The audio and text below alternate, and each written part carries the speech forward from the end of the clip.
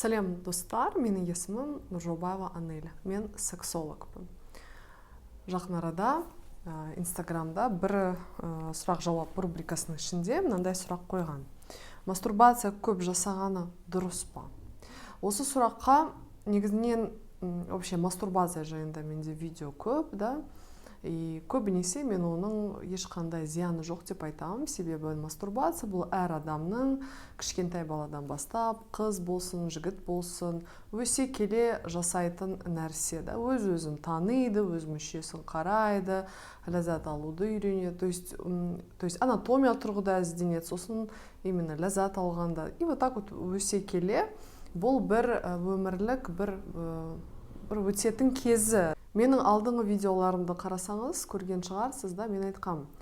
Мастурбацияның қай кезінде қаупі бар, қай кезінде норма. Мысалға, егер де сіз аптасына бірнеше рет қысылған кезде, нағыз қысылған кезде, напряжение, да, вот сізде болады, вот прям жыныстық қатынасқа түсетін мүмкіншілігі жоқ. Көбісі мастурбация кім жасайды? В основном үйленбеген, да, тұрмыс құрмаған қыздар, жігіттер, кімде тұрақты төсек қатынас жоқ, немесе мысал ретінде күйеуі көп қалайды, әйелі аз қалайды, немесе керісінше әйелі көп қалайды, күйеуі аз қалайды. Вот осында дисгармония болған кезде көбісі мастурбацияға жүгінеді, да.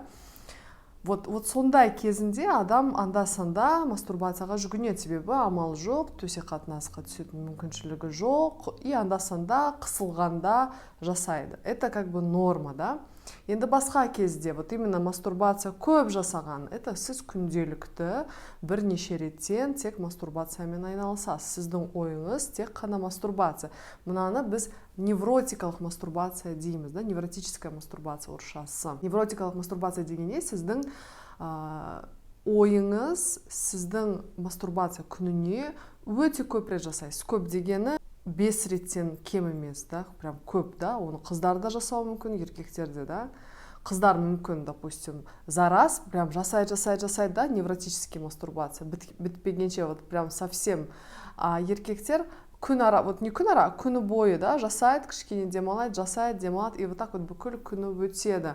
Вот это невротическая. Оның қаупі шынымен де бар, себебі невротическая мастурбация кезінде көбінесе себептеріне, да, келсек, көбінесе бұл адамның ішкі бір тревогасы, уайымы бар, да.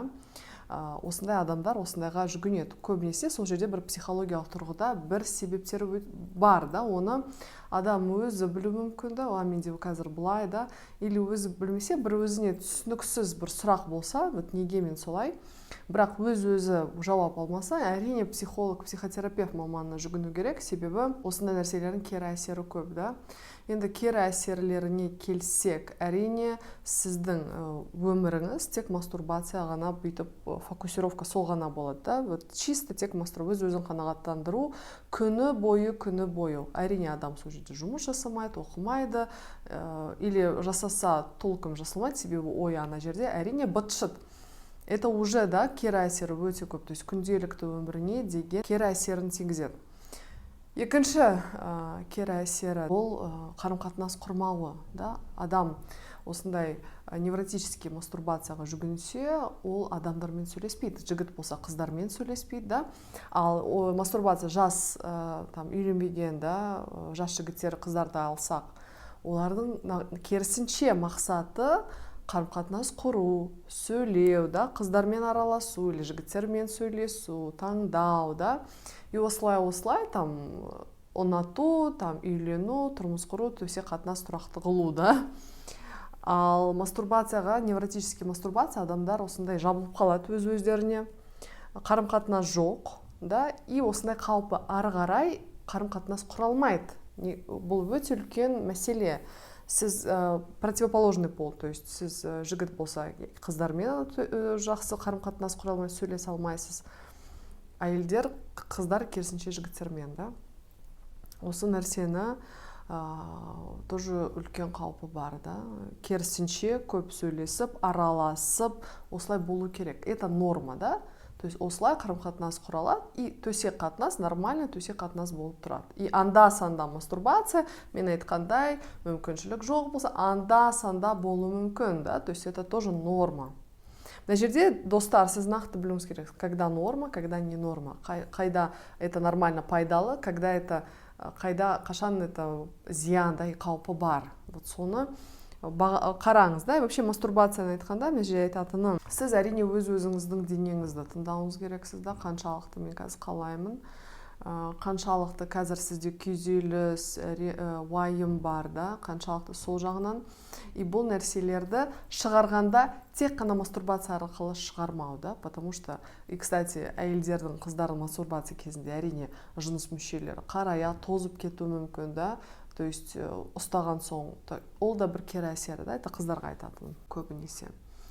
А так қаупы там шаш өседі, бала болмайды дегені, это все өтірік ұғым, это мифы да, оған сенбеңіз. Бұл ешқандай наука, ғылыми тұрда ешқандай осындай ақпарат жоқ. Это вообще как бы тупизм да, это сылақ енді қайдан шыққан білмеймін, енді там шаш өспейді или балалы болмайды, сондай нәрсе жоқ. Как бы егер де сіз уролог-андролог маманы да жігіттер қаралсаңыз, сізде спермограмма бәрі норма болса, спермаңыз нормально, онда еш уайым болмау керек да. То есть мастурбация оған ешқандай кері әсерін тигізбейді. Вот, достар, вроде айттым бәрін, вроде все, да. Осы тақырыпқа орай сіздің сұрақтарыңыз болса, міндетті түрде пікір қалдырыңыз. Және басқа сұрақтарыңыз болса, міндетті түрде жазыңыз. Мен соларды бәрін пікірлеріңізді оқимын. Және де ең көп сұрақтарға мен осындай бөлек видеоларды түсіремін. Рахмет, сау болыңыз.